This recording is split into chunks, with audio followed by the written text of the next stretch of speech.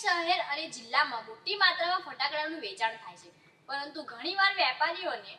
નિયમોને નેવે મૂકીને નિયમ કરતા ફટાકડાનો વધુ સ્ટોક કરવા સાથે જ વધુ અવાજ કરતા અને ચાઇનીઝ ફટાકડાઓનું વેચાણ જોખમી વેચાણ કરે છે અને એના કારણે અકસ્માત થવાનો ભય રહે છે। ત્યારે તંત્ર દ્વારા આગ જેવા અકસ્માતો રોકવા ચોકસાઈ સાથે લાયસન્સ આપવાની પ્રક્રિયા હાથ ધરી છે। દિવાળી આવતા અબાલ વૃદ્ધ સૌ ફટાકડા અને આતશબાજી ફોડવા માટે ઉત્સાહિત હોય છે, પરંતુ શહેર અને જિલ્લામાં ફટાકડાના વેચાણ મુદ્દે સરકારી નિયમો પાડવામાં ઘણા વેપારીઓ આળસ કરી જાય છે અને મનમાની કરે છે। હંગામી વેપારીઓ 100 કિલો ફટાકડા અને 500 કિલો તનકતારા વગેરેનું વેચાણ કરી શકે છે, પરંતુ હંગામી વેપારીઓ નિયમ કરતાં વધુ ફટાકડાનો સ્ટોક કરવા સાથે જ ધ્વનિ પ્રદૂષણ થાય તેવા ફટાકડા અને ચાઇનીઝ ફટાકડાઓનું વેચાણ કરી અકસ્માતને નોતરું આપવાનું કામ કરે છે, જેમાં પણ મોટા વેપારીઓ પાસેથી ફટાકડા લાવી રસ્તા ઉપર લારી અને પાથરણા પાથરીને વેચતા નાના વેપારીઓ પાસે પણ સુરક્ષા સાધનોની કોઈ વ્યવસ્થા હોતી નથી। ત્યારે ફટાકડાના લાયસન્સ લેનારા વેપારીઓ નિયમોનું પાલન કરે એવી ચેમ્બર ઓફ કોમર્સના પૂર્વ પ્રમુખે અપીલ કરી છે। નવસારી શહેર અને જિલ્લામાં મોટા પ્રમાણમાં ફટાકડાનું વેચાણ શરૂ થયું છે, પરંતુ કાયમી વેપારીઓ સાથે દિવાળીમાં ફટાકડા માટે હંગામી લાયસન્સ લેવાના હોય છે, જે અગાઉ જિલ્લા કલેક્ટર કચેરીએથી મેળવવાના થતા હતા, પરંતુ આ વર્ષેથી ફટાકડાના હંગામી લાયસન્સ પ્રાંત અધિકારી કક્ષાએથી મેળવવાની વ્યવસ્થા કરી છે, જેથી જિલ્લાના અન્ય તાલુકાના વેપારીઓને સરળતા રહે। બીજી તરફ ગૃહ વિભાગમાંથી પણ એક ગાઈડલાઈન જાહેર કરીને ફટાકડાના વેપારીઓના સ્થળની ચકાસણી પોલીસ દ્વારા કરવામાં આવશે, જેથી રહેણાંક વિસ્તારમાં કે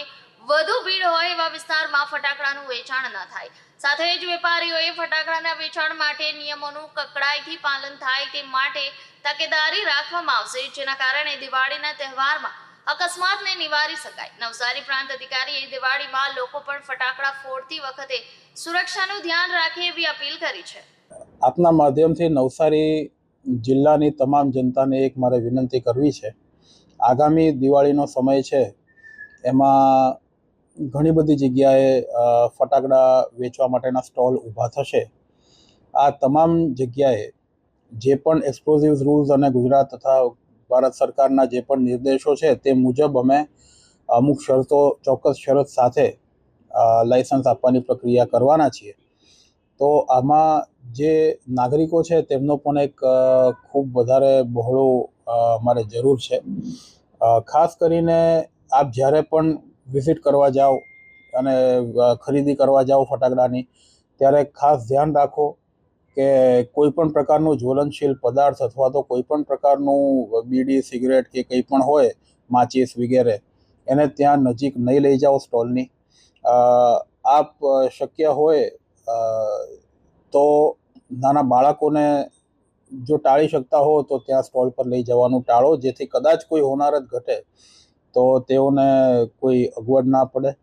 સાથે સાથે જો આપ એવી કોઈ જગ્યાએ સ્ટોલ પર જોઈ રહ્યા છો કે ખૂબ વિશાળ પ્રમાણમાં ફટાકડાનો જથ્થો તમને દેખાય છે, તો આપ સૌને જણાવવાનું છે કે જે આ LE5માં જે લાયસન્સ આપવામાં આવે છે હંગામી ફટાકડા ધારકોને, તેમને મહત્તમ 100 કિલો સુધી ફટાકડા રાખવાની તથા એની જોડે 500 કિલો સુધી લૂમ અને તારામંડળની પરમિશન આપવામાં આવી હોય છે। એવું જણાય છે ધ્યાને કે ઘણી બધી જગ્યાએ આના કરતાં પણ ઘણો વધારે સ્ટોક રાખવામાં આવે છે, જે બિલકુલ ગેરકાયદેસર છે। તો આપને એવું કોઈ જાણ થાય કે એવું કોઈ ધ્યાને આવે તો તમે આપના મામલતદારશ્રીને અથવા તો જે તે પોલીસ સ્ટેશનમાં પોલીસ ઇન્સ્પેક્ટરશ્રીને તાત્કાલિક જાણ કરશો તો અમે તે ફટાકડા જે વેચાણ કરનાર છે તેના પર કાર્યવાહી હાથ ધરીશું। ફટાકડાનો વેપાર વર્ષોથી દિવાળીના ટાઈમે થતો હોય છે। પહેલાં તો દેશી ફટાકડાઓ જે હતા એનું વેચાણ ઘણું થતું અને આપણા ઘરમાં પણ તનકતારા અને દેશી ફટાકડા, દેશી બોમ્બ ફૂટતા હતા, પરંતુ હવે વિલાયતી જે ચાઇનીઝ ફટાકડાઓ આવ્યા છે એ ફટાકડાથી આપણે દૂર રહેવું જોઈએ અને આપણા માનનીય વડાપ્રધાન શ્રી એ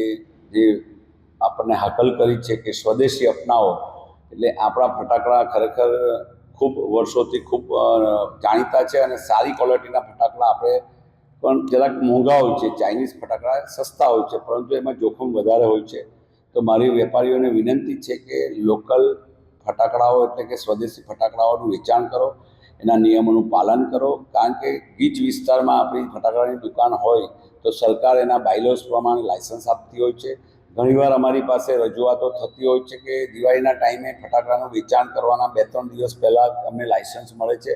પરંતુ આપણે બાયલોઝ પ્રમાણે એડવાન્સમાં દિવાળીના મહિના પહેલાં જો આપણે તૈયારી કરી લઈએ, એટલે કે ફટાકડા વેચનાર વેપારીઓ અને એક જ જગ્યાએ જાહેર જગ્યાએ લુન્સીકુઈ જેવા મેદાનમાં અથવા તો કોઈ ખેતરમાં બધા સાથે મળીને ફટાકડાનું વેચાણ કરે તો એક જ જગ્યાએથી એ સારી રીતે આપણે એનો નિયમોનું પણ પાલન કરી શકીએ અને ફાયરનું પણ એનઓસી લઈને ફટાકડા આપણે વેચાણ કરવા જોઈએ. અને ખાસ કરીને વેપારીઓને વિનંતી છે કે હવે